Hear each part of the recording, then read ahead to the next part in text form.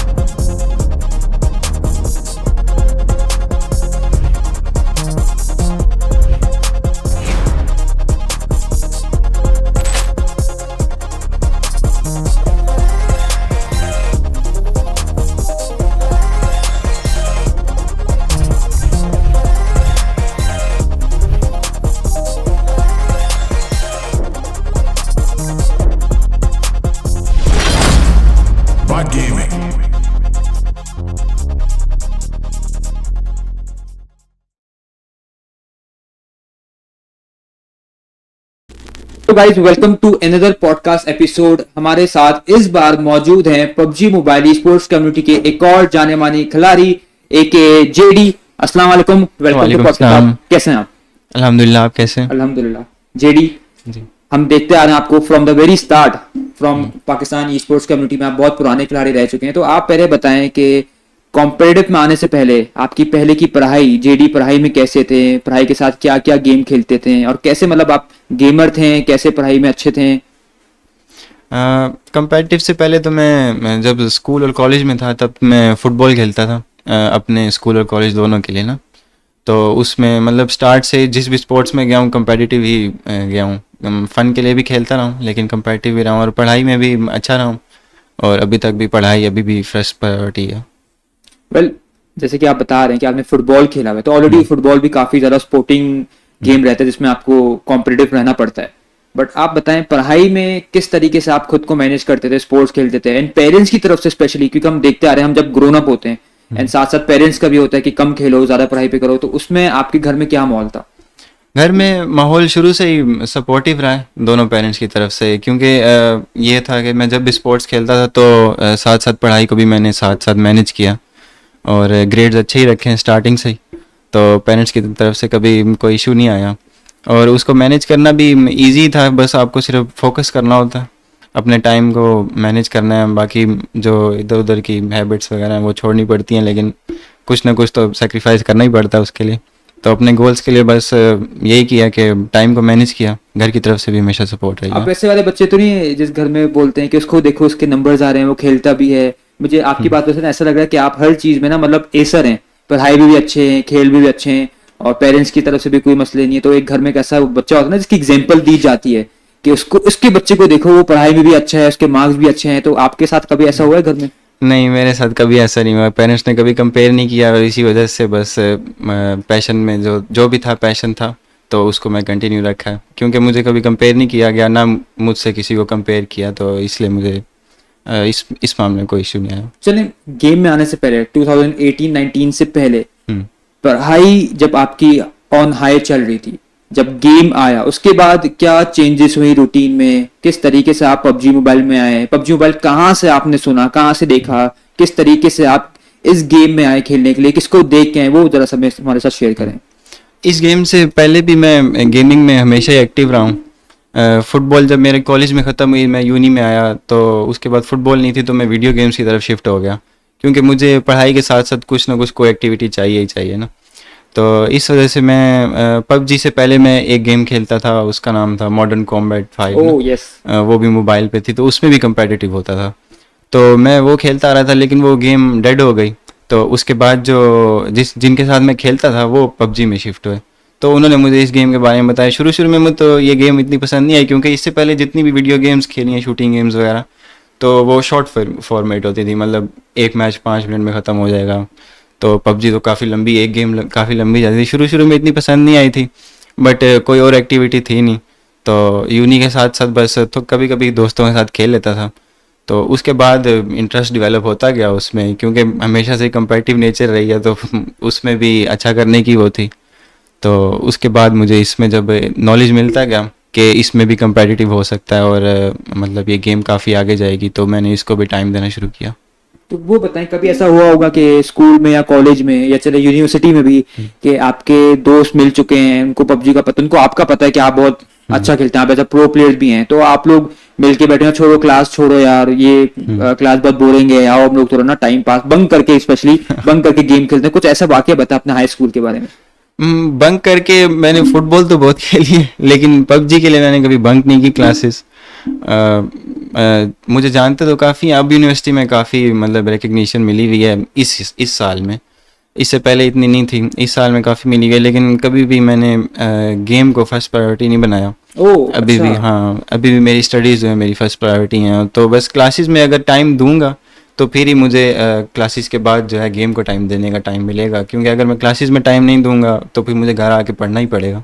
कितना आसान है आपके लिए कि आप गेम को भी टाइम दे रहे हैं, मतलब 8-10 घंटे तो आप गेम में भी खेलते होंगे, फिर साथ साथ पढ़ाई भी करें, तो कितना मुश्किल होती है, कितना आसान होता है, कितने कितने घंटे आपने पढ़ाई को, गेम को एंड बाकी अपनी सारी एक्टिविटीज को दिए हैं?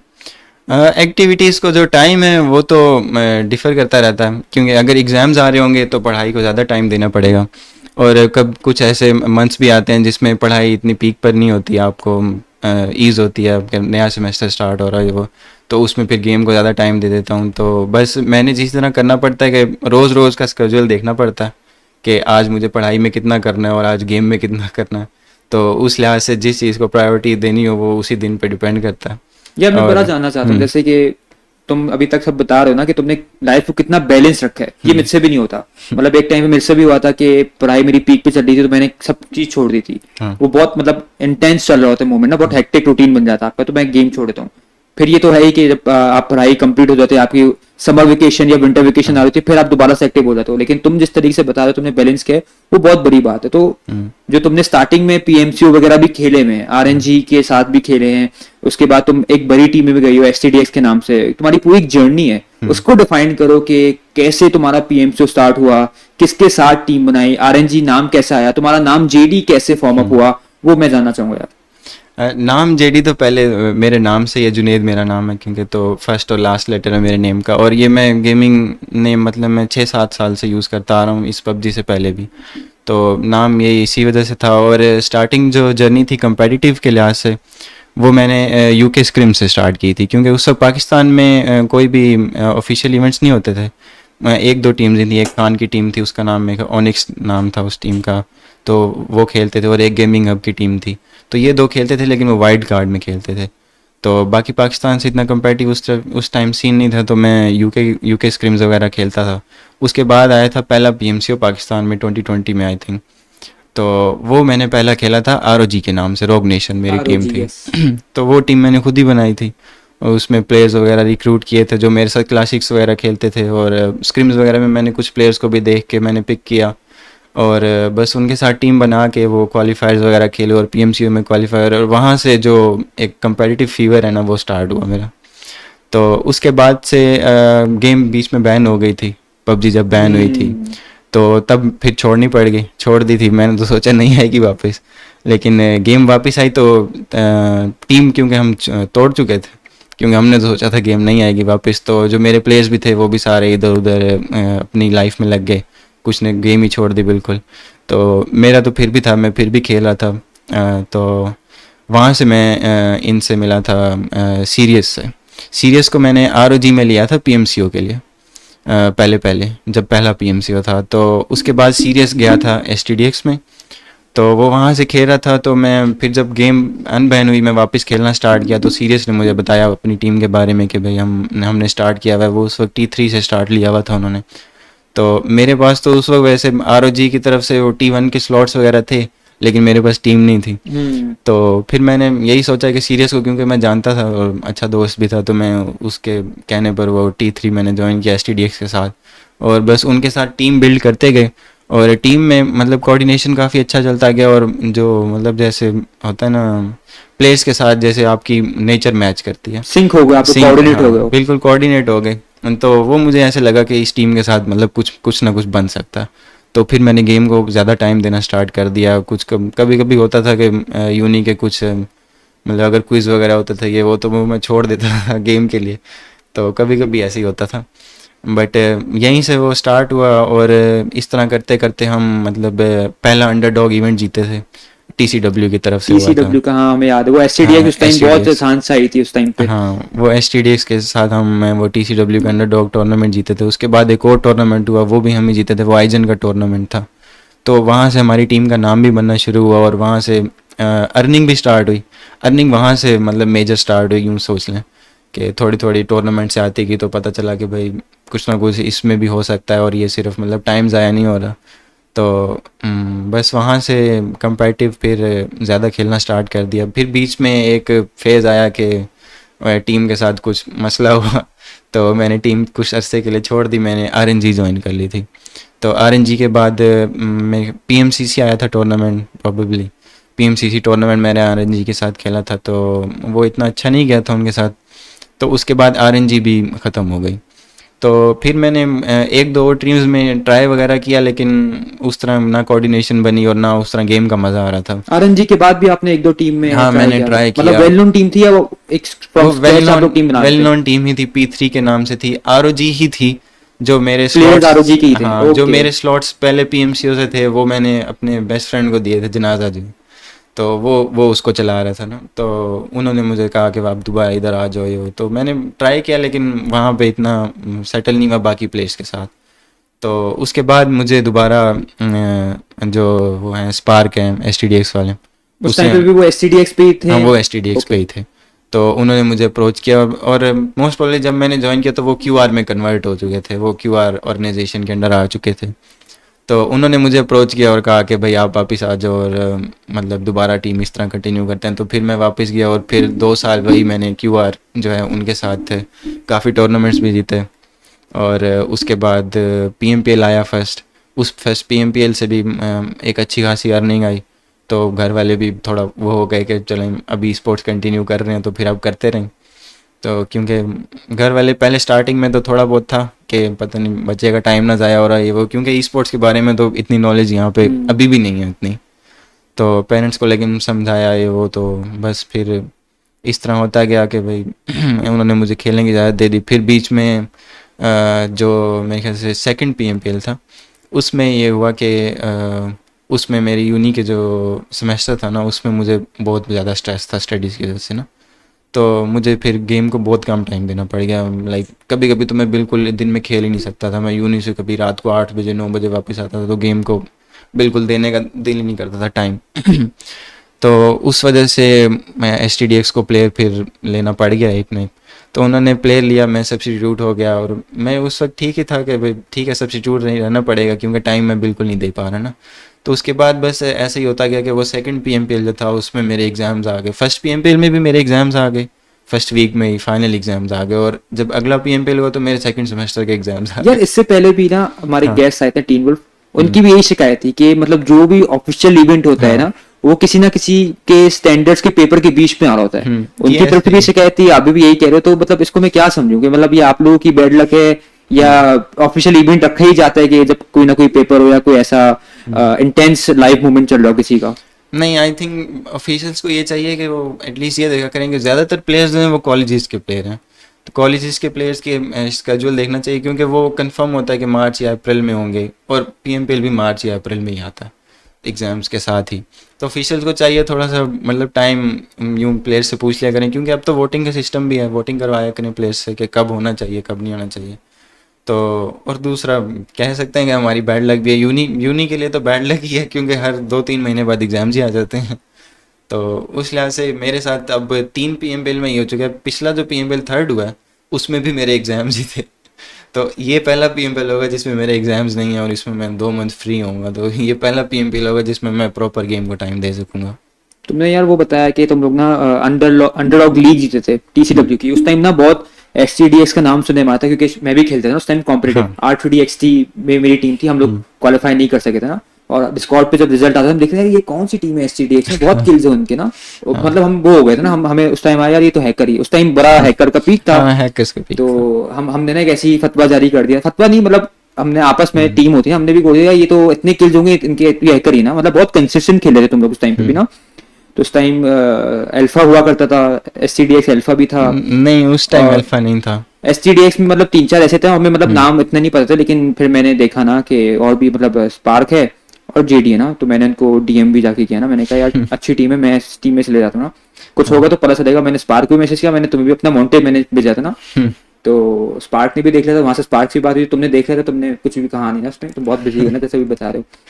तो हमारे साथ उस टाइम से एक जहन बन गया था यार, ये टीम ना बहुत हैवी टीम है ना, तो तुम लोग ने वो भी जीता था, उसके बाद तुम लोग ना और भी ऐसे इवेंट्स आते थे, तुम लोग के बहुत मतलब ऊपर ऊपर ही होते थे। तो ऐसा फिर टाइम क्यों आया कि तुम्हें SCDX छोड़नी पड़ी? वो काफ़ी कंट्रोवर्शियल है, क्योंकि वो मेरे दोस्त बहुत अच्छे रहे हैं, तो मैं उनके बारे में तो ऐसा कुछ नहीं कहूँगा, लेकिन उसमें मेरी भी गलती थी, ज़्यादा मेरी ही गलती थी वो टीम छोड़ने की। तो उसमें मैं कंट्रोवर्सी तो कुछ कर नहीं इंसिडेंट सकता। बताओ, मतलब ऐसा क्या हुआ, क्या इंसिडेंट्स कम्युनिकेशन हो गई थी बीच में, किसी ने कुछ और इंसिडेंट ये समझा? हुआ ना कि STDX में पहले IGL कोई और था ना, तो जब उस IGL ने गेम छोड़ दी, तो IGL मुझे करनी पड़ गई। तो मैं IGL कर रहा था, तो उस वक्त IGL करते हुए ये बहुत होता था कि मैं प्लेयर्स को कंट्रोल करने की ट्राई करता था ना, तो प्लेयर्स को कंट्रोल करते करते कभी वो नहीं सुनते थे, ये वो तो बीच में लड़ाई वगैरह हो जाती थी। तो एक दिन ऐसे ज़्यादा लड़ाई हो गई, बात ज़्यादा बढ़ गई, तो फिर मैंने सोचा कि अब ख़त्म ही कर देते हैं, क्योंकि बात बहुत ज़्यादा बढ़ गई थी। तो बस ऐसा एक इंसिडेंट हो गया गेम में ही, कि बस गेम में उन्होंने बात नहीं सुनी जो मैं कह रहा था, और मतलब एक बार रिपीट होती जाती है, चीज़ होती जाती है, वो फेडअप हो जाता है बंदा, तो मैं फेडअप होके मैंने लीव कर दी। ये तो होता ही, हीट ऑफ द मोमेंट कहते हैं ना उसको, हाँ। मतलब गेम रेज में। और ये मतलब गारंटी के साथ कह सकते हैं कि कम्युनिटीज में जितनी भी टीम्स हैं, हर टीम के साथ ना बीच में कुछ ना कुछ ऐसी बहस या डिसएग्रीमेंट्स कह लें, वो हाँ। एक गुस्से में होता है, दूसरा भी गुस्से में होता है, तो ये तो हो ही जाता है। लेकिन टीम जब आपने छोड़ी, उसके बाद आपने कहा कि आप लोग गए दोबारा से अपनी पुरानी टीम में, फिर आप परफॉर्म नहीं कर सके थे, तब आपको कैसा फील हो रहा था? तब मुझे थोड़ा बहुत रिग्रेट तो था, एक तो मुझे उनको छोड़ने का भी रिग्रेट था, क्योंकि मैंने परफॉर्मिंग लाइनअप थी उस हाँ टाइम पे। परफॉर्मिंग लाइनअप थी, और काफ़ी टाइम भी हो गया था उनके सस्पेंड करते हुए, और मतलब वो अच्छे दोस्त भी बन चुके थे, फिर भी थोड़ा बहुत रिग्रेट हुआ। लेकिन बाद में यही हुआ कि मैंने और स्पार्क के साथ मेरी थोड़ी बहुत वो हुई थी, लेकिन हम दोनों ने मतलब वो बिल्कुल सुलह कर ली, साइड पे करके वो बहुत चीज़। अच्छी बात है। हाँ, तो बस फिर वापस दोबारा ज्वाइन मैंने कर ली, बीच में जो वो पैटर्न था, लेकिन उसमें मुझे ये फ़ायदा हुआ कि मैंने उसमें ना जब मुझे ये पता था ना कि भाई एक तो मैं परफॉर्मिंग लाइनअप से आया हूँ, लेकिन अब किसी लाइनअप में जाने के लिए, अच्छी लाइनअप में जाने के लिए मुझे कुछ ना कुछ मेहनत तो करनी पड़ेगी, तो फिर मैंने उस टाइम पीरियड में ज़्यादा मेहनत की। तो जब मैं वापस STDX में आया, तो मैं पहले से बहुत रिफॉर्म प्लेयर होकर वापस आया, तो मुझे ये उसका एक फ़ायदा हो गया। STDX मतलब एक तरीके से शुरू भी हुई थी, मतलब स्टार्टिंग फेज में तुम भी थे, परफॉर्म कर रहे थे, ठीक है। STDX का एक रीच आया, उसमें तुमने टीम STDX छोड़ी, फिर तुमने दूसरी टीम ट्राई की, दोबारा STDX गए, तो तुमने मतलब उसी टेम्परमेंट में कैरी किया, लेवल ऊपर जा रहे थे। फिर STDX आई QR में, तो तुम्हारा जो ट्रैक रिकॉर्ड है काफी सक्सेसफुल है, और तुमने एक टीम QR के साथ, एक्स STDX ही कहते हैं हम, बहुत अच्छे लेवल पे अचीव किया है तुमने। PMPLs काफी टाइम पे इमर्ज हुए हो, फिर तुम जब भी मैचेस खेलते हो तुम्हारा रिकॉर्ड काफी अच्छा रहता है। तो इसके पीछे क्या रहा है, मतलब तुम फिर अपनी पढ़ाई भी साथ लेके चल रहे होते हो, पढ़ाई में कभी कभी पेपर्स भी तुम्हारे प्रो लीग के टाइम पे हो रहे होते हैं, तो ऐसे कैसे कर लेते हो? ये तो ये है कि जब STDX में वापस आया था, तो पहला टूर्नामेंट ही मैं उनके साथ खेला था रेड बुल का, तो वो रेड बुल हमारा समझ लें पहला बड़ा इवेंट था जो हम काफ़ी अरसे बाद जीते थे, आइजन लीग के बाद 1 साल हो गया होगा शायद उसको। तो बीच में PMCC वगैरह तो आया था, उसमें STDX में जब मैं नहीं था, वो उस वक्त मेरे थर्ड आए थे वो, या फोर्थ आए थे, तो थर्ड फोर्थ तो मतलब ये हमारा हर टूर्नामेंट में चलता ही रहता था, टॉप 5 तो चलता ही रहता था। लेकिन हाँ, लेकिन जो फर्स्ट आने की वो थी ना, तो हमारा पहला बड़ा टूर्नामेंट वो रेड बुल ही था। तो जब मैं वहाँ रेड बुल जीता, तो फिर मुझे दोबारा से एक वो हुआ कि भाई इस टीम को वाकई टाइम दूंगा तो कुछ ना कुछ बन ही जाएगा। तो बस फिर मैंने गेम को ज़्यादा टाइम देना स्टार्ट किया हुआ था, तो जब भी मुझे मतलब टाइम मिलता था, तो मैं अदर एक्टिविटीज़ छोड़ के, अगर मतलब कभी दोस्त बुला रहे हैं बाहर जाना है, तो उनके साथ छोड़ के ट्रेनिंग वगैरह में चला जाता था कि आज नहीं ट्रेनिंग कर लूँगा, ताकि कल टूर्नामेंट है तो अच्छा खेल सकूँ, या वो इस तरह। तो बाकी एक्टिविटीज़ को कम करना पड़ा, और गेम को ज़्यादा टाइम देता गया, तो इसीलिए बस वही है कि कंसिस्टेंट परफॉर्मेंस आती रहती है। स्टडीज़ के साथ साथ यही होता है कि बस आपको टाइम देना है, एटलीस्ट 3-4 घंटे तो गेम को टाइम देने हैं, तो स्टडीज़ आप करके आ जाते हैं 4-5 बजे तक मैक्सिमम। यूनिस से, तो उसके बाद टाइम मिल ही जाता है। तो उसमें बस गेम को ही टाइम दिया और एक्टिविटीज़ को टाइम नहीं दिया, तो बस यही सीक्रेट हो सकता है कि कंसिस्टेंट रहे। कॉम्प्रोमाइज तो किए होंगे तुमने भी, जैसे कि अभी एक तुमने छोटा सा कॉम्प्रोमाइज बताया कि तुम अपने दोस्तों के साथ आउटिंग नहीं कर पा रहे थे, और ऐसे क्या तुम्हारे कॉम्पिटिटिव जर्नी में कॉम्प्रोमाइजेस हैं डिवाइस को लेके या कुछ ऐसे हेडफोन्स को लेके, या ये भी है कि बहुत शिकायतें होती हैं कि तुम लोग ने जो प्राइस पूल जीता है वो काफी लेट आ रहा है, तो तुम्हें थोड़ा बहुत परेशानियां हो रही हो, पेरेंट्स थोड़ा बहुत कह रहे हो कि तुमने जो इवेंट खेला था तो उस इवेंट का तुम जो जीते हो या तुम्हारा जो अच्छी पोजीशन आई है उसका क्या डेमो बदल के आ रहा है, तो ऐसे कुछ भी अपने स्ट्रगल्स के बारे में बताओ। ऐसा स्ट्रगल पहले तो ये था कि मैं 2 साल तो कंपेटिटिव मैंने एंड्रॉयड पे खेला है। और 2 साल? हाँ 2 साल, और पहला PMC तो 30 FPS डिवाइस पे खेला था। तो 15,000 की मेरे ख्याल से वो डिवाइस थी जो मुझे पेरेंट्स ने लेके दी हुई थी वैसे नॉर्मल यूज़ के लिए, तो उसी पे मैं कंपेटिटिव खेलता रहा। तो स्ट्रगल ये हुई कि बीच में जब PMCO आया तब मैंने घर वालों को बताया कि मैं ये खेलना चाहता हूँ, क्योंकि उस PMCO में काफ़ी टाइम देना पड़ता था। तो जब वो काफ़ी टाइम दिया, पेरेंट्स को पता चला कि इसका प्राइस पूल वगैरह है, कुछ ना कुछ आ सकता है, तो मतलब ये टाइम वेस्ट नहीं करेगा अपना ये वो। तो वो पहला PMCO खेलने के बाद कोई उसके तकरीबन 8 से 9 महीने बाद उसका प्राइस पूल आया था, बहुत लेट आया था। अगला PMCO भी हो चुका था शायद, और फिर जाके उसका प्राइस पूल आया था। तो वो बीच में जब वो रहा था ना, तो पेरेंट्स को ये लग रहा था कि ये तो कोई स्कैम हो गया पता नहीं, और मतलब प्राइस पूल आ नहीं रहा और ये फिर भी खेल रहा है, और मतलब ये अब टाइम वेस्ट हो रहा है। तो बीच में वो एक पीरियड था ऐसा कि पेरेंट्स की तरफ से वो था, लेकिन मुझे क्योंकि पता था कि कुछ ना कुछ होगा, लेट आएगा लेकिन आएगा सही। तो जब वो पहला प्राइस पूल आया तो पेरेंट्स भी थोड़े सेटिस्फाइड हुए। और उसके बाद भी काफ़ी ऐसे मोमेंट्स आते थे जिसमें पेरेंट्स को ये फ़िक्र होती थी कि भाई शायद मैं स्टडीज़ छोड़ के गेम को ज़्यादा टाइम दे रहा हूँ तो स्टडीज़ की शायद ग्रेड्स वगैरह डाउन हो जाएं, लेकिन मैंने ऐसा होने नहीं दिया। क्योंकि जब भी एग्ज़ाम्स आए हैं तो एग्ज़ाम्स के जो एक वीक जो पीक वीक होता है उसमें मैं गेम को बिल्कुल ख़त्म कर देता था, और अभी भी ऐसे ही करता हूँ। अभी मेरे एग्ज़ाम्स आते हैं, अब मेरे एग्ज़ाम है इस फ्राइडे को, मेरा एग्ज़ाम है, फाइनल एग्ज़ाम है, और अगले फ्राइडे तक है। तो मैंने अपनी टीम को बताया हुआ है कि भाई इस एक वीक के लिए मैं अवेलेबल नहीं हूँगा। तो ऐसे डिसीजन तो लेने पड़ते हैं। तो ऐसे ही डिसीजन ले लेके अपनी जो GPA वगैरह उसको मेंटेन करता हूँ, और उसके बाद गेम करता हूँ जब भी मुझे टाइम मिलता है। यार मेरे साथ ऐसा हुआ है ना, जैसे कि तुम पेरेंट्स की बात कर रहे हो, वो एक्सपेक्टेशन रखते हैं कि उनका बेटा कुछ भी काम कर रहा हो वो वक्त ज़ाया ना करे, वो मतलब थोड़ा बहुत ना ख्याल रखने के लिए, हमारा टाइम बचाने के लिए कि हमारा जो फ्यूचर है वो एटरिक्स ना आ जाए। तो वो मुझे भी कभी कभी कहते थे ना कि मैं भी जब खेलता हूँ या तो मैं मतलब एज अ कास्टर भी हूँ, तो वो पूछ रहे होते हैं, मैं उनको समझाने की कोशिश कर रहा होता कि मैं ये काम करता हूँ, उनको समझ नहीं आ रही थी। वो कभी कभी फिर होता है कि उनको लाइव स्ट्रीम पे भी दिखाना पड़ता है, उनको फिर भी समझ नहीं आ रही थी कि इसमें मैं कहाँ हूँ। तो तुमने कैसे अपने पेरेंट्स को समझाया है? कभी ऐसा हुआ है कि तुम मैचेस खेल रहे हो, लाइव स्ट्रीम में तुम्हारे टीम अच्छा खेल रही है, तुमने बताया कि मेरी टीम है, मैं इसमें खेलता हूँ, तो उन्होंने कभी फॉलो अप किया तुम्हारे मैचेस को? हाँ, वो तो स्टार्टिंग से ही फॉलो अप करते हैं, पहले PMCO से ही लेकर अभी तक भी। मेरी मामा जो है वो भी मेरे मैचेस देखती हैं जब भी उनको टाइम मिलता है, और जब भी स्क्रीन पे आता हूँ तो मैसेज भी करती हैं मुझे कि भाई मैंने आपको देखा है। और इस तरह मेरे पापा जो हैं वो भी ऐसे ही करते हैं, मैचेस वगैरह देखते हैं, फॉलो अप करते हैं। और उनको मतलब जब भी मैं किसी भी टीम में गया हूँ तो उनको पता होता है कि ये इस टीम में इस वक्त, और ये इसके टीममेट्स वगैरह हैं उनको, क्योंकि मैं कैचअप खुद ही करवाता हूँ कि भाई ये अब मैं इस टीम में हूँ, अब मैं इस तरह ये डिसीजन ले रहा हूँ ये वो, ताकि उनको पता हो कि मैं क्या कर रहा हूँ, और उनको यूँ ना हो कि मैं गलत डिसीजन ले रहा हूँ या कुछ ऐसा कर रहा हूँ। तो हमेशा से ही उनको मैंने फॉलो अप खुद ही करवाया। और जब भी कोई मैचेस वगैरह होते हैं, मैं मतलब लोकल टूर्नामेंट्स वगैरह तो नहीं, जब भी ऑफिशियल्स आते हैं तो मैं उन्हें लिंक्स रोज़ भेज देता हूँ कि अब मैं यहाँ खेल रहा हूँ ये वो।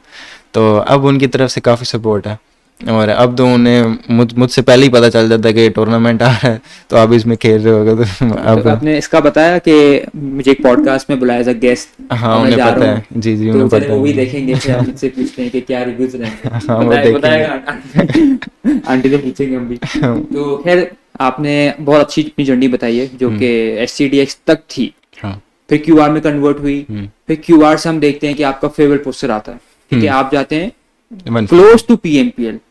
हमारे जहन में था JD परफॉर्मर है, ठीक है, वो बहुत अच्छी परफॉर्मेंस रखता है, JD इस PMPL में भी आउटशाइन करेगा, जो कि पहले से भी करता होता है।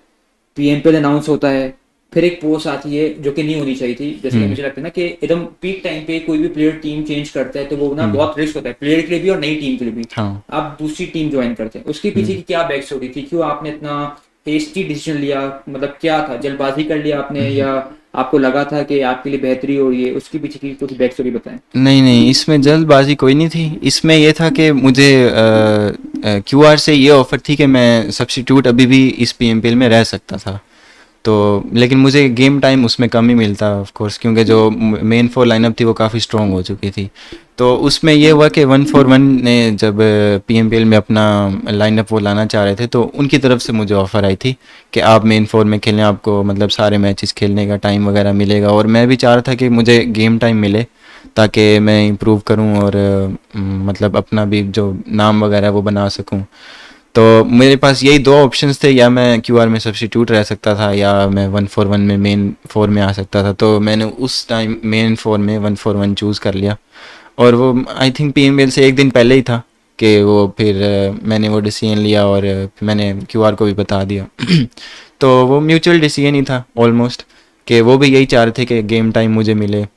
तो इसलिए वो जल्दबाजी में नहीं था। वो बाहर से जो भी देख रहा होगा उसको तो यही अच्छा, लगेगा हाँ, वो कि लगता है ये एक दिन पहले एकदम हाँ, फेयरवेल आ गया और फिर उससे अगले दिन मैं किसी एक और लाइनअप में चला गया। तो वो लोगों को कुछ ऐसा हुआ सही, वो मुझे काफ़ी डीएम्स भी आए कि भाई अच्छा, ये क्या एक दिन पहले ही आपने मतलब पीएमपीएल से एक दिन पहले ही वो कर लिया। तो उस टाइम क्योंकि एक दिन में तो कोई भी टीम आपको लेगी नहीं, और काफ़ी सारी टीम्स ने तो फॉर्म भी सबमिट करवा दिए होते हैं। तो लेकिन वो जल्दबाजी में नहीं था, वो सारा जो बीच में था काम वो मतलब मैं देख रहा था। तो बाकी दोनों ऑर्गेनाइजेशंस भी देख रही थी, बस उसमें मैंने 141 को चूज़ कर लिया था फिर। चलें, जैसे कि आपने Q R x S T D x में काफ़ी अच्छे अचीवमेंट अपने साथ रखे हैं अभी भी। आपने 2 साल थोड़ा सा और ज़्यादा साल अपने दिए उनको, और बहुत अच्छी खासी अपीयरेंसेस रही हैं आपकी P M P L and Q R जैसी टीम अब 2 बार एस एस सी जा चुकी हैं। अब क्योंकि आप 141 का हिस्सा है, क्या लगता है कि 141 में आप और ज़्यादा ऊंचाइयां छू पाएंगे? आपकी जो करंट टीम है कितनी स्ट्रांग है? आप खुद क्या समझते हैं, कितने कॉन्फिडेंट है आपके? पीएमपीएल जैसा जो पाकिस्तान सर्किट में है वो तो आपने पूरी लॉबी खेली बस फ्रॉम द स्टार्ट, बट आपकी टीम है पीएमपीएल से और कितना ऊपर आपको लगता है कॉन्फिडेंट है? इस बार मैं सबसे ज़्यादा कॉन्फिडेंट हूँ इन। अब ये 4th पीएमपीएल होगा, तो इन 4 पीएमपीएल में मैं सबसे ज़्यादा कॉन्फिडेंट इस टीम में इस वक्त हूँ। क्योंकि इस वक्त जो मेरे साथ प्लेयर्स हैं वो सीरियस वो भी मेरे साथ एक्सटीडीएक्स में ही थे, और Yes. हमेशा से मैं मतलब मेरी फर्स्ट कंपेटिटिव टीम से ही लेकर अभी तक वो मेरे साथ ही है। तो उसके बाद मेरा बेस्ट फ्रेंड है जना, वो भी हमारे साथ जब हम एससीसी गए थे तो वो क्यूआर में सब्स्टिट्यूट था। तो मतलब अब टीम काफ़ी अच्छी है। क्यूआर तो इस वक्त डिसबैंड हो चुकी है, तो मुझे काफ़ी कॉन्फिडेंस है कि ये टीम जो है ज़्यादा बेहतर कर सकती है और करना चाहिए, क्योंकि जो हमें फैसिलिटीज़ वगैरह मिली हुई हैं 141 की तरफ से, और तो अब माइंड में यही है कि उनको परफॉर्मेंस निकाल के देनी है। तो अब हम चारों प्लेयर्स का यही है जो मेन 4 में है कि अब उनको परफॉर्मेंस निकाल के देनी है, क्योंकि 141 ने काफ़ी हमें फैसिलिटीज़ वगैरह दी हैं। तो सबसे ज़्यादा कॉन्फिडेंट मैं इस पीएमपीएल में ही हूँ। आपने फैसिलिटीज की बात की, आपको क्या लगता है कि पाकिस्तान सर्किट में, एक तो सबसे पहले बताएगा, मुझे भी जानना है कि फैसिलिटीज में क्या क्या चीजें एज अ प्लेयर आपको चाहिए होती हैं जो आपकी परफॉर्मेंस को बूस्ट अप करते हैं, और आप फिर इनको कंपेयर करें कि जो टीमों को नहीं मिल रही है अगर मिलती है तो क्या पाकिस्तान ई स्पोर्ट्स कम्युनिटी और अपने स्टैंडर्ड को रेज कर सकती है? बिकॉज हम अगर एशियन कंट्रीज में देखें, अपने अगर राइवल्स को, नेबर्स को भी देखें, नेपाल में, मंगोलियंस में, इवन इंडिया में अगर हम देखें तो ई स्पोर्ट्स एक हाइट पे पहुंच चुका है। तो आपको क्या लगता है कि विद दीज फैसिलिटीज अगर 141 आपको दे रही है और भी टीम्स में आता है रुझान के उनको सारी चीजें दी जा रही है, तो कैसे हम कंपटीशन को और इम्प्रूव कर सकते हैं? एक तो ये कि पाकिस्तान में उस तरह ऑर्गेनाइजेशंस नहीं है जिस तरह साउथ एशिया में हैं, जो हमारे राइवल टीम्स को मिल रही हैं। क्योंकि वहाँ जो उनको स्पॉन्सर्स मिल रहे हैं वो लॉन्ग टर्म आते हैं, एक तो वो एक सीज़न करके वो छोड़ के नहीं जाते, और जो टीम्स हैं वो भी करके देती हैं। तो उसमें ये होता है कि आपको एज अ प्लेयर तो आपको फैसिलिटीज़ यही चाहिए कि आपको अच्छा इंटरनेट चाहिए, आपकी अगर डिवाइस अगर आपको अपग्रेड करनी है आपको वो हेल्प करें, स्पॉन्सर अपग्रेड कर दें, या आपके स्प्लिटर्स वगैरह और ऐसे छोटे मोटे जो खर्चे होते हैं वही आपको करके दें। तो ज़्यादा अगर फैसिलिटीज़ की बात की जाए तो बूट कैम्प हो सकता है, जो बूट कैम्प आपको लॉन्ग टर्म दिया जाए, सिर्फ कुछ अरसे के लिए ना दिया जाए ना। तो ऐसी ऑर्गेनाइजेशन तो पाकिस्तान में एक दो के अलावा कोई भी नहीं है जो, क्योंकि आप देख लें बड़ी सी बड़ी टीम भी है, एगोन XI8 है, उनके पास भी बूट कैम्प नहीं है। अब आप राइवल टीम्स को देख लें, राइवल टीम्स के पास जितनी भी टीम्स हैं मेनली वो बूट कैम्प में ही बैठ के खेलती हैं, पूरा पूरा साल एक साथ रहते हैं, वो एक दूसरे को जानते हैं, उनके पास हर फैसिलिटी है। मतलब अब वो जैसे होता है ना कि एक घर वाली फीलिंग होती है, उनके पास बूट कैम्प में हर फैसिलिटी के साथ वो घर वाली फीलिंग है। लेकिन यहाँ प्लेयर्स के पास ऐसी फैसिलिटी भी नहीं है। कुछ अभी भी ऐसे प्लेयर्स हैं जैसे 7 ही हो गई, अभी भी उनके पास ऐसी मतलब वो है कि वो उनके पास डिवाइसेस बहुत लो एंड है, इस लिहाज से कि अब मतलब जैसे 90 FPS आए हुए हैं, तो इस लिहाज से उनके पास लो एंड डिवाइस है। हालांकि वो टीम SSC पहुंची हुई है, तो अभी भी उनको कोई ऐसा स्पॉन्सर अब शायद मिल रहा हो या ना हो, लेकिन मतलब कोई मतलब ऐसे अंडरडॉग्स को भी नहीं देखता, और जो टीम्स परफॉर्म कर रही हैं जो SSC जा रही हैं उनको भी ऐसे स्पॉन्सर्स नहीं मिल रहे। तो स्पॉन्सर्स अगर आएंगे पाकिस्तान में, वो इन्वेस्ट करेंगे, तो स्टार्टिंग में तो यही लगेगा कि शायद लॉस में जाएं, लेकिन लॉन्ग टर्म में आई थिंक अगर ऐसे स्पॉन्सर्स आते हैं जैसे राइवल टीम्स को मिले हुए हैं, तो पाकिस्तान की स्पोर्ट्स कम्युनिटी काफ़ी आगे जा सकती है, और मेरे ख्याल से साउथ एशिया को भी क्रॉस कर सकती है। बहुत बड़ी बात है, जैसे कि आपने कहा ना कि टीम 7 के पास नहीं है, डिवाइसेस नहीं है, फिर भी उस SSC तक गए हैं। हाँ ऐसे तो आपको क्या लगता है, मतलब जैसे कि हम देख रहे हैं ना कि कॉम्पिटिटिव में प्लेयर्स आ रहे हैं और वो यंग प्लेयर्स हैं, तो जो 22 या 20 अबव प्लेयर्स हैं, क्या वो अब गेम से रिटायर हो रहे हैं? जैसे कि आपने अभी अपनी एक्स टीम के बारे में बताया कि टीम कम टर्म रेंज भी डिसबैंड हो गई है, उन्होंने रिटायरमेंट लिया। आपको क्यों लगता है कि प्लेयर्स रिटायर हो रहे हैं इस टाइम पे? उन्होंने 3-4 साल अपने कॉम्पिटिटिव को दे चुके हैं। एक इसके पीछे वजह बताएगा, और दूसरी ये चीज़ के जो नए प्लेयर्स आ रहे हैं, क्या वो उसी हाइट्स को और ऊपर तक लेके जा सकते हैं, या फिर हमें और कुछ 2-5 साल वेट करना पड़ेगा कि हम एटलीस्ट ग्रोथ स्टेज पे जाएं? देखें, जो प्लेयर्स रिटायर हो रहे हैं मेरे ख्याल से तो उन्होंने स्टडीज़ को ही प्रायोरिटीज़ दे दिया, या अपनी रियल लाइफ को अगर कोई जॉब कर रहा है या वो, क्योंकि जो अब जाहिर सी बात है कोई भी अगर ई स्पोर्ट्स से इतना ज़्यादा कमा रहा होगा, अपनी जॉब से ज़्यादा कमा रहा होगा, या वो देख रहा होगा कि मेरी स्टडीज़ से ज़्यादा स्टेबल ई स्पोर्ट्स जा रहा है, तो फिर वो ई स्पोर्ट्स को चूज़ करता है। लेकिन क्योंकि ई स्पोर्ट्स उस तरह पाकिस्तान में स्टेबल नहीं जा रहा, अगर यही प्लेयर साउथ एशिया में होते, किसी और टीम में होते, तो मेरा नहीं ख्याल इनमें से कोई एक भी रिटायरमेंट लेता। तो ये वही बात आ जाती है कि फैसिलिटीज़ की एक तो बात है, और उतना अर्न भी नहीं कर सकते। और क्योंकि एक और चीज़ जो मुझे सबसे ज़्यादा वो लगती है कि पाकिस्तान के जितने भी कंपेटिटिव प्लेयर्स हैं ना, उनमें अगर वो यूट्यूब ट्राई भी करते हैं, वो अपना बैकअप ट्राई भी करते हैं स्पोर्ट्स के अलावा, तो उनके पास उस तरह की रीच नहीं आती। तो बहुत कम प्लेयर्स हैं जिन्होंने अपना बैकअप रखा हुआ है, like for example Teen Wolf हो गए। अब वो उन्होंने कंपेटिटिव से रिटायरमेंट ले ली, उनके पास बैकअप है, उनका यूट्यूब है, उनके सोशल्स हैं जो मोनेटाइज्ड हैं। तो ऐसे पाकिस्तान में ई स्पोर्ट्स प्लेयर अब जो 4-4 साल से भी चलते आ रहे हैं, अभी भी मेरे ख्याल से 90% ऐसे प्लेयर्स होंगे जिनके यूट्यूब चैनल मोनेटाइज नहीं होंगे, उनके पास कोई बैकअप नहीं है। तो स्टेबिलिटी नहीं नज़र आती, तो शायद इस वजह से वो रिटायरमेंट लेते हैं। और यही मतलब जहन में मेरे भी चलता रहता कि इसमें उस तरह स्टेबिलिटी नहीं नज़र आती, क्योंकि अभी भी हमारे लोग जो हैं वो ज़्यादातर टिकटॉकर्स और क्लासिक्स वगैरह, इनमें अभी भी बहुत ज़्यादा व्यूज़ वगैरह आते हैं, रीच आती है। लेकिन अगर वही कंपेटिटिव प्लेयर जो है वो पाकिस्तान को रिप्रेजेंट कर रहा होगा, या पाकिस्तान को, आप कुछ ऐसे लोग भी आते हैं जो कहते हैं पाकिस्तान को रिप्रेजेंट करके आप क्या कर रहे हैं, वो तो अगर वो नहीं भी कर रहे, वो क्लासिक प्लेयर से तो अच्छा ही खेल रहे हैं, वो आपको अच्छी गेम प्ले करके देते हैं, ये वो, तो फिर भी लोग उनको नहीं देखते, तो उनके पास वो बैकअप नहीं बन रहा, या वो स्टेबल कैरियर नहीं बन रहा। क्योंकि बाहर तो ई स्पोर्ट्स कैरियर बन चुका है, लेकिन पाकिस्तान में अभी तक आप एज अ कैरियर उसको नहीं कह सकते। तो ये एक वजह हो सकती है कि प्लेयर्स रिटायरमेंट ले रहे हैं। और दूसरा क्वेश्चन क्या किया था आपने? दूसरा क्वेश्चन के जो अभी यंग प्लेयर आ रहे हैं, जैसे कि प्लेयर रिटायर हो चुके हैं पढ़ाई को देखते हुए, ऑब्वियसली वो अब तो यूनिवर्सिटी लाइफ में आ चुके हैं, यानी कि वो 20 साल क्रॉस पे होंगे। जो 16-17 वाले बच्चे आ रहे हैं, उनके लिए आपको क्या लगता है कि वो अब इस स्टीरियोटाइप को, इस चीज को तोड़ेंगे, आगे जाएंगे कि जो 4 साल में नहीं हो सका, कि पब्लिक हाइट से पहुंची है, जैसे कि इंडिया में पहुंच चुकी है कि यार वहां पे लोग स्टार बन चुके हैं, आइकन बन चुके हैं, इतने बड़े इन्फ्लुएंसर बन चुके हैं अपने कॉम्पिटिटिव जर्नी से। तो ये जो आ रहे हैं यंगस्टर 16-17 साल के, तो क्या ये कुछ एडिशन लेके आ सकते हैं ई स्पोर्ट्स कम्युनिटी में?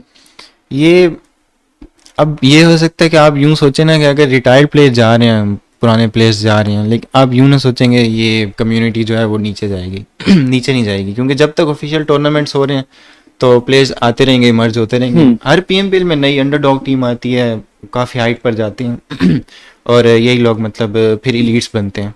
मतलब विद टाइम आप कह रहे हैं कि ये संभाल सकते हैं अपना प्लेटफॉर्म, ये परफॉर्मेंस के साथ साथ ऊपर जाएंगे। लेकिन एक और जो आपने बात रेज की ना कि एज अ बैकअप यूट्यूब की आपने बात की, तो आपको क्या लगता है कि यहाँ पे हम वैसी ऑडियंस क्यों नहीं रेज कर पा रहे हैं? जैसे कि आपने बताया ना, एक क्लासिक की ऑडियंस है जो शॉर्ट कंटेंट देख रही होती है, और एक फिर ई स्पोर्ट्स की आ जाती है, वो रिलेटिवली कम है।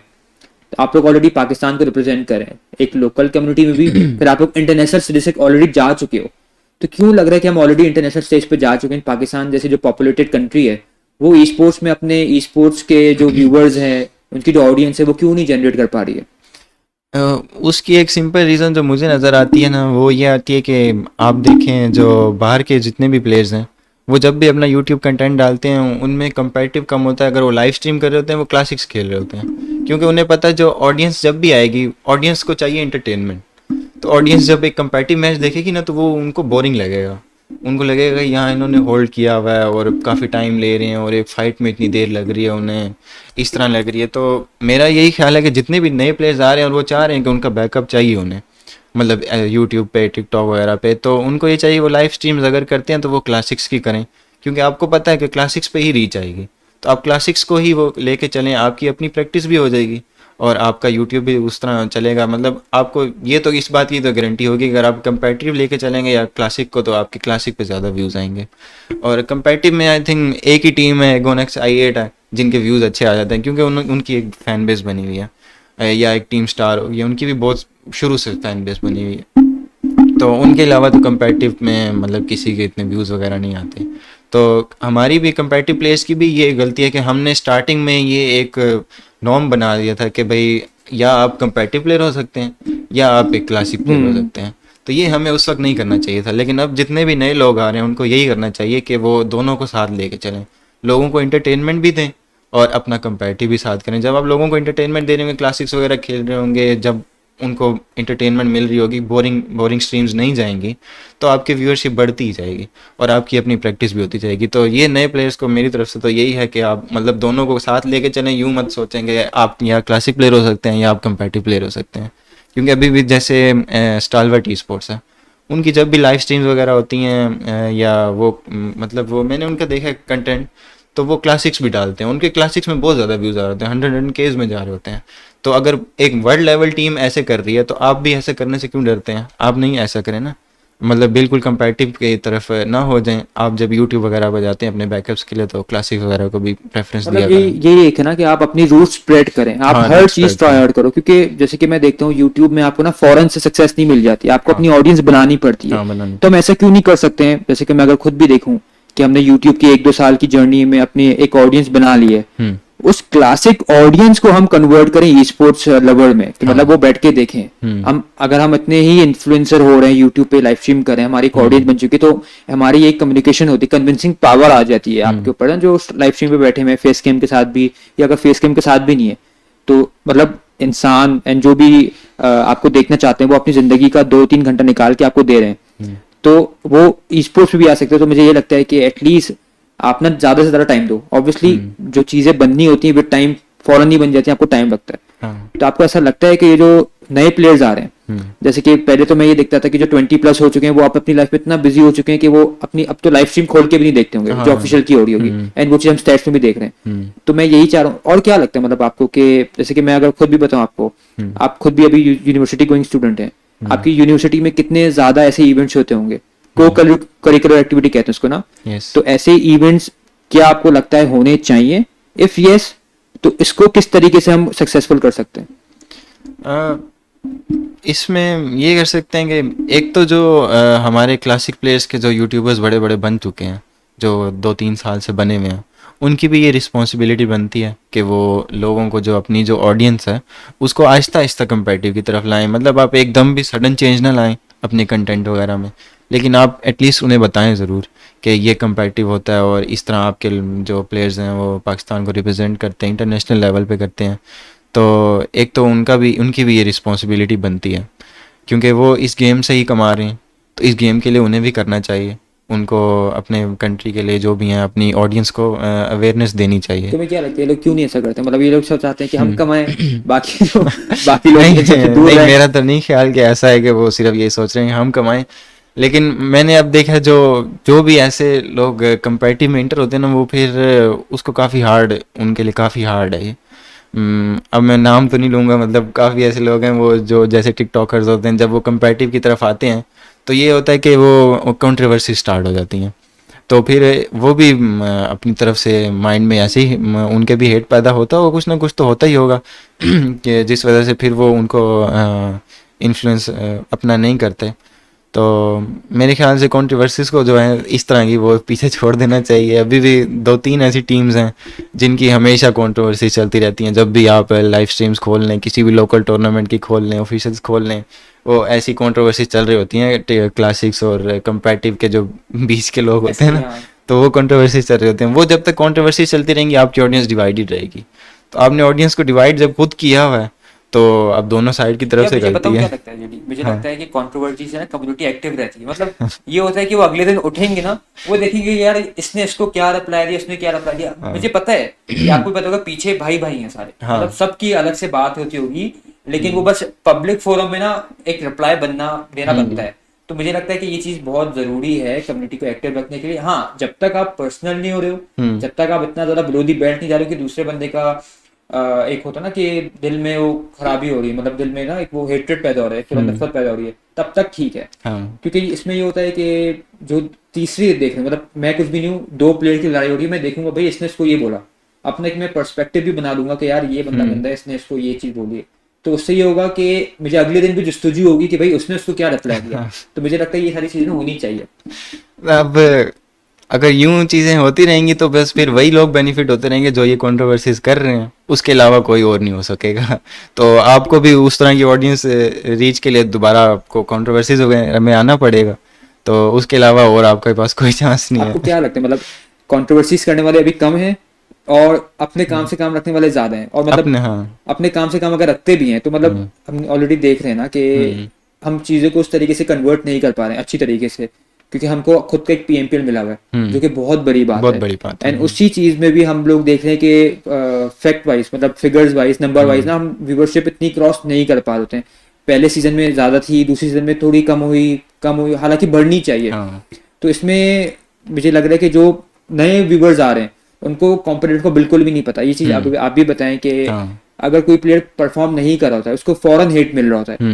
लोगों को नहीं पता कि बैक स्ट्रगल क्या है, भाई अभी बच्चा पढ़ के आया है, अभी थोड़ा बंदा एग्जॉस्ट है, अभी बैड घर डे में भी हो कदम सकता रखा है है। बंदे। हाँ, मतलब बहुत, मतलब 100 ऑफ रीजन हो सकते हैं। तो कुछ ऐसा बताएं आप अपने बारे में, अपनी पूरी जर्नी बारे में। आपने भी 4 साल दे चुके हैं, ज्यादा भी दिए इनफैक्ट, अगर मैं गलत हूँ तो। कभी ऐसा हुआ कि आपको काफी ज्यादा हेट मिल रहा हो एंड आपने, मतलब आप मेंटली बहुत एग्जॉस्ट हो चुके होंगे कि आपने थोड़ा बहुत बोला होगा कि मैं इसमें क्यों आया हूँ? नहीं, मुझे ऑडियंस की तरफ से कभी एग्जॉस्टिंग कभी नहीं हुआ। मुझे लोगों की बातों से कोई फ़र्क नहीं पड़ता। तो जब भी मुझे अगर कभी कोई ऐसे हेट वाले मैसेज आते भी हैं तो मैं इग्नोर ही कर देता हूँ। जितना आप इग्नोर करेंगे उतनी आपकी मेंटल पीस रहेगी। जितना आप उनमें घुसेंगे, आपको अगर दिन में एक बंदा भी आके आपको बार बार कह रहा हो, अगर आप उसको अटेंशन दे रहे होंगे तो वो चीज़ भी आपके जहन में इस तरह बन जाएगी कि यार अब छोड़ ही देना चाहिए ऐसी चीज़ें ना। तो जब तक आप इग्नोर करेंगे ऐसा कुछ नहीं होगा। मुझे ऐसे 4 साल में कोई ऐसे वो नहीं आया। हालांकि मेरी बाकी टीम्स वगैरह से कभी कभी ऐसे बीच में आ जाता है कि हफ्ता एक किसी के साथ राइवलरी चल पड़ती है, ये वो, तो वो टीम्स के साथ ही चलती है। अगर कोई राइवलरी होती भी है तो वो अगले प्लेयर के साथ ही होती है, उनकी ऑडियंस के साथ नहीं होती। उनकी ऑडियंस अगर मेरे पास कभी भी आती है तो मैं कभी कुछ नहीं कहता और ना मैं उनकी सुनता हूँ। चलें, आपने मतलब ऑडियंस की बात करी, प्लेयर्स एंड टीम्स का बताएं। जैसे कि हम ये देख रहे राइवलरी, मैंने वो इवेंट भी कास्ट किया था जिस इवेंट में आप लोग ना बूट कैंप उतर रहे थे। बूट कैंप में मतलब ये मेरे लिए भी सरप्राइजिंग था। हालांकि आपकी जो पुरानी टीम थी उनका मेन ग्रुप बूट कैंप में, if I am not wrong, तो आप लोग ने दोबारा, आप लोग एक हो गए, तो मुझे लग रहा है आप लोग दोबारा बूट कैंप को कॉन्कर करना चाह रहे हैं। अब जो टीम जाती है 3x वहां पे भी है, तो वो बताएं कि बहुत इवेंट में मैंने देखा है ना, मतलब उम्रा इवेंट भी हो गया, एनिवर्सरी शोडाउन भी हो गया, आप लोग जा रहे हैं वहां पे 3x के साथ मुकाबला हो रहा है, वो भी मार रहे हैं, आप भी मार रहे हैं, कुछ फिस्टिंग वगैरह तो नहीं हुई? अगर हुई होगी तो बताएं। तो पीछे क्या मतलब बैक एंड पे चल रहा है? क्या बूट कैंप ही चाहिए आप लोगों को, या 3x को कह रहे हैं कहीं और जाए, आप लोगों ने कुछ बैकअप प्लान बनाए अपने? नहीं, वो असल में ये था, हमारी पिछली टीम बूट कैंप नहीं आती थी। हमने ड्रॉप चूज़ किया कि हमें बूट कैंप जाना चाहिए क्योंकि हमें हमारी गन पावर के ऊपर काफ़ी मतलब कॉन्फिडेंस है। कायरो, ये आपकी गन आप लोग की गन। अब तो 3x में भी काफी प्लेयर्स आ गए, मतलब 3x में हमारे पास नाइट भी आ गए और जेन भी आ गए ना। तो अब आपके क्या ख्यालात हैं? मतलब अब भी हम बूट कैंप ही जाएंगे अगर जाना होगा। तो प्लेयर्स से हमें तो कोई जब ये नए प्लेयर्स आए थे तो तब भी हम जा रहे थे और तब भी हम बूट कैंप से 4 महीने लाइव ही निकल रहे थे। तो इससे हमें कोई फर्क नहीं पड़ता क्योंकि हमें अपने ऊपर कॉन्फिडेंस है 4v4 फाइट में। तो अब ये है कि वो जो जैसे स्टार्ट हुआ था वो ऐसे हुआ था कि हम पैराडाइज जब जा रहे थे, हमारा पहला ड्रॉप पैराडाइज था, तो वहाँ 3 से 4 टीम्स आनी थी और 3 से 4 टीम्स के बाद जो सराउंडिंग एरिया उस पे टीम्स आके ना वो फील्डिंग लगा देती थी। तो वहाँ से हमें पॉइंट्स बहुत लूज़ हो रहे थे कि आप एक टीम को मारोगे, ज़्यादा ज़्यादा 2 टीम्स को मार लोगे, आपके प्लेयर्स लूज़ होंगे। तो वहाँ से गेम्स बहुत वो जा रही थी। तो उसके बाद हमने चूज़ किया कि हम बूट कैंप जाएंगे। तो जब हम बूट कैंप जाना स्टार्ट हुए, वहाँ 3x के साथ गन फाइट्स वगैरह हुई, तो हम, मेरे ख्याल से हम ही ज़्यादा जीते हुए हैं। मेरे ख्याल से तो नहीं, स्टैट्स पे ही है कि हम ही ज़्यादा जीते हुए। तो हम 2 दिन जब उम्र इवेंट में सैनोक के जब भी मैचेस हुए तो हम बूट कैंप भी गए, हम फोरमैन लाइव वहाँ से आए। तो थर्ड डे ऐसा हुआ कि वो जब उन्होंने हमें मारा तो उन्होंने हमारी क्रेट्स वगैरह पे फायरिंग वगैरह इस तरह जैसे वो होता है, ऐसा करना शुरू कर दिया। तो हम भी काफ़ी मतलब उसमें आगे के भाई ऐसा क्यों कर रहे हैं, हम भी 2 दिन गए, ज़्यादा गए, हम उससे पहले भी इवेंट्स में जा रहे थे और ऐसे फाइट्स जीत रहे थे अगर, तो हम ऐसे कुछ भी नहीं कर रहे थे, हम बस अपनी फाइट जीत के अपनी गेम की तरफ जा रहे थे। तो उन लोगों ने ऐसा स्टार्ट किया, तो हमारे जो आईजीएल हैं वो काफ़ी शॉर्ट टेम्पर्ड हैं तो उन्होंने कहा कि अब इसके बाद हम बूट कैंप नहीं छोड़ेंगे तो फिर जब हम नेक्स्ट डे गए तो फिर ऐसा हुआ कि हमने जब उन्हें दोबारा मारा तो फिर हमने भी कुछ ऐसे ही कर दिया। तो उसके बाद लेकिन कोई भी प्लेयर्स में तू तो मैं इस तरह का कुछ भी नहीं हुआ और फिस्ट वगैरह का भी कोई सीन नहीं हुआ। आई थिंक ये हेल्दी राइवलरी है एक स्पॉट के लिए, बूट कैंप के लिए लेकिन अभी हम मतलब अभी हमने पीएमपीएल के लिए ड्रॉप्स डिसाइड नहीं किए, लेकिन हम जो भी ड्रॉप डिसाइड करेंगे जितनी भी बड़ी टीम वहाँ आ जाए हम वो छोड़ने नहीं वाले। नहीं, ये तो मतलब एक उस टाइम पे भी एक ऐसा बहुत रिफ्रेशिंग मेमोरी बन गई थी कि हम लोग ना स्टार्टिंग में नहीं देखते इतना फाइट्स हो रही थी, एंड फिर हमने देखा कि चले एक नई टीम जा रही है, पुरानी टीम है लेकिन 1-for-1 के लिए काफी नया है ना कि हाँ। बूट कैंप जा रही है, 3x को होना पड़ रहा है कंपटीशन में ना। एंड क्योंकि एक टाइम पे 3x ने पहले टीम क्यूआरटी को वहां से हटाया था, हाँ। क्यूआरटी एंड 3x का पहले हो रहा था। फिर हमने ये देखने लगे बिकॉज ऑब्वियसली हम जब इवेंट कास्ट कर रहे होते, मैंने उमरा इवेंट में देखा ही कि आप लोग ने सैनोक के मैचेस होंगे 5-6, आप लोग ने 3-4 फाइट जीती। उस टाइम तक मतलब कुछ नहीं होता, आप लोग से वाइप कर रहे थे, कोई फिस्टिंग भी नहीं देखी मैंने, कोई पेंट नहीं देखा ना। बट जब 3x जीती है फाइट, उसमें कुछ ऐसा हुआ कि उन्होंने पूरी मैगजीन खाली की ना फिर मुझे थोड़ा सा लगा कि अब चलो अब कुछ होने वाला है ना। मैं वेट कर रहा था आप लोग के रिप्लाई का, उसी टाइम फिर दूसरा सैनोक होता है, वही सेम रिपीट की गई ना आप लोग की तरफ से। तो ये जो कॉम्पिटिटिवनेस है ये होनी चाहिए। तो हाँ, I क्या think होनी expect है? चाहिए। मतलब सैनोक के अलावा रेंगल और मीरामर भी ऐसे कुछ देखने को मिलेगा? नहीं राइवलरी अगर सैनोक से के अलावा आप मेरा हमारे एंगल में भी ले जाएं तो आई थिंक वो ज़्यादा पर्सनल हो जाएगा। लेकिन हम अपने स्पॉट के लिए लड़ रहे हैं, वहाँ पे अगर 3x उतरती है, वहाँ पे कोई भी और टीम उतरती है तो हम अपने स्पॉट के लिए लड़ रहे हैं। हमने उसको एज अ यूँ नहीं लिया कि हमारे अपनी ईगो पे नहीं लिया कि हमने 3x को ही जाके मारना है, या कभी ऐसा हुआ किल फीड में देखा ये 3x का ही बंदा है तो बस अंधाधुंध पुश मार दिया कि 3x पे अंधाधुंध पुश मार दो, ऐसा कुछ भी नहीं है। उन्होंने ऐसा किया होगा, आई थिंक गुस्सा होंगे जैसे उनके साथ हुआ है कुछ 2-3 दिन इवेंट्स वगैरह में, तो उनका बनता है, आई अंडरस्टैंड उसके अलावा कोई ऐसी राइवलरी नहीं है कि वो पर्सनल लेवल पर जाए। सारे प्लेयर्स जो हैं उनके साथ काफ़ी बातचीत है और मतलब अच्छी दोस्ती है उनके साथ, तो आई थिंक हेल्दी राइवलरी में ही जाएगी ये, पर्सनल लेवल पे नहीं जाएगी कि हम दूसरे मैच में भी जाके 3x को ढूंढे या 3x आके हमें ढूंढे, ऐसा कुछ नहीं है। चलो जेडी, हमारा जो ये पॉडकास्ट का सीजन है, मतलब काफी ज्यादा मैंने तुम्हारे बारे में जाना, तुम्हारा एक्सपीरियंस के बारे में जाना, लेकिन जाते जाते अपने कुछ सजेशन बताओ कि तुम आगे आने वाले टाइम में पढ़ाई पे ही फोकस करने वाले हो, जॉब साइड जाओगे, गेमिंग में भी थोड़ा बहुत इंटरेस्टेड होगे, थोड़ा गेमिंग में भी अपने कदम रखोगे, एक ये बताना अपने मशवरे। दूसरे ये कि जो प्लेयर्स आ रहे हैं उनको ऐसा क्या करना है कि वो इसमें अपना करियर बना सकें।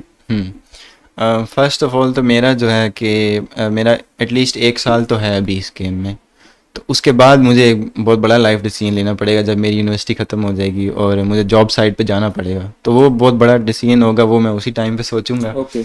हाँ, तो लेकिन 1 साल तो है अभी एटलीस्ट।